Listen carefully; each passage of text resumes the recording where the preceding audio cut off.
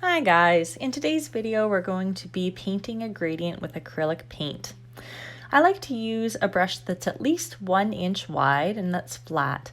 Ideally you want to have a lot of bristles in the middle so that you can do some blending. If your paint is squeezing out around the edges of your brush, it can give you some streaks. So that's why a nice wide brush is good. It gives you a lot of blending room in the middle to avoid those little puddles of paint that can squeeze through the sides.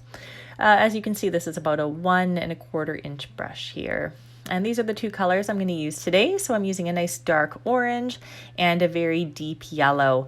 The yellow is leaning warm, which is good. So these two colors will balance out themselves together. If you had a little bit of a green tint to your yellow, it would actually create a little bit of a brown gradient. So you want your colors to contain only 2 primaries if you're going to be doing a 2-color blend. So I like to use these yogurt lids as my palettes. I'm going to put my yellow in and a little bit of orange. You're going to use a lot more yellow than orange. Orange contains red and that tends to be a very potent color. And yellow is usually a very translucent color. So the yellow will likely be overtaken by the orange. So that's why you see about twice as much yellow as orange on my palette. And I'm going to start with my yellow.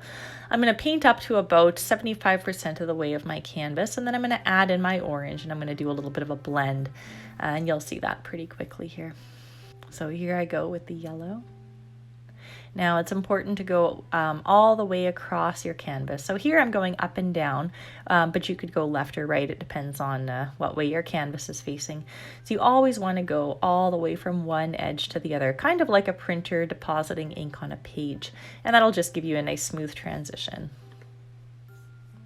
So now I'm going to start to add in my orange pretty quickly here because I'm almost done with my yellow. You need to make sure your paint is wet, otherwise you won't get a blend. So I'm just adding enough here to make sure my paint stays wet. So now I'm adding orange to half of my brush. This is actually really important.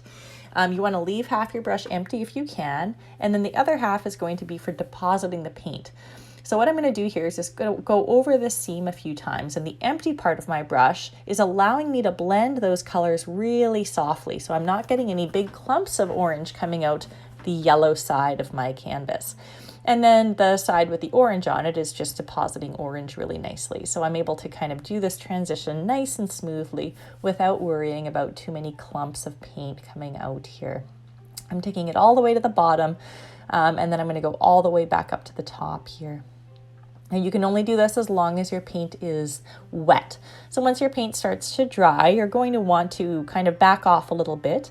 You could add a little teeny bit of water if you want to make your paint last a bit longer. But if you do that, you're going to thin your paint out and you may actually lift it off your canvas. So do your best to just get it done while your paint is still wet. Here you see that blending area still there, still just using orange on half of my paintbrush, and I'm giving the other half of my paintbrush the ability to do some blending without the orange kind of squeezing out and muddying the yellow. This gradient is looking pretty nice here. Again, I'm just going to kind of do as much blending as I can while it's wet, but I can feel it's starting to dry, so I'm not going to go too much further here. Now, it's pretty important to build your colors when you're using acrylic paint. So when I'm finished with this, what I'm going to do is give it a quick blow dry, and I'm going to do another layer. So always when I'm doing acrylic painting, I do an underpainting. So this is kind of acting as an underpainting right now. You can see a little bit of transparency in there. So what we're going to do now is just give it a quick blow dry. Just doing a few final kind of brushes here. I got a little bit of orange in at the bottom, so I was trying to blend that out. So time to blow dry it. You need to make sure it's 100% blow dried when you're doing this.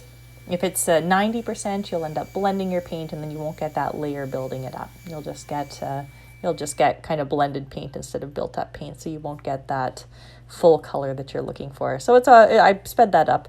It's completely dry now, so I'm just going to add some yellow. Same thing, I'm just going to add yellow about 75% of the way up, and then I'm going to add my orange going down, using that half brush technique so that I only have paint on half my brush, allowing the rest of the brush to blend. You can already see the yellow is way more pure where I've added that second layer. Look at that, it already looks way better.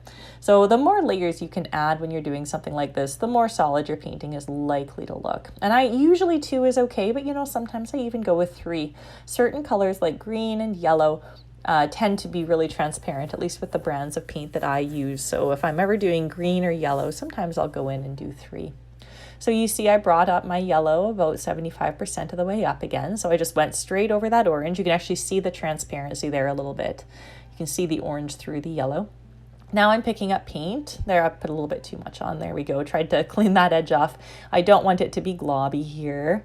And actually it did get a little globby. You can see how that was not as smooth as some of my other paint applications. The globs of orange did kind of creep into the yellow. Oh, there's another one there. So that's why you want to keep that part of your brush nice and clean, because it helps to avoid those. So now I have to just do a little bit of heavy lifting here to get that blended out. I'll just go back and forth as many times as I can until it's blended. So it's looking pretty good now, but I did run into a little bit of trouble there, and that could have been problematic, but I think it's going to work out okay here.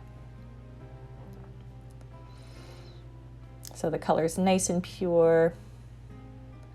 Just add a little bit more. See, I'm only doing it on half the brush. That's about the ratio you want. Half of the brush with paint, the other half empty. Always point the empty side towards the opposite color so that you have that blend that you can blend into there. So there's the finished gradient. If you guys have any questions, you can leave them in the comments.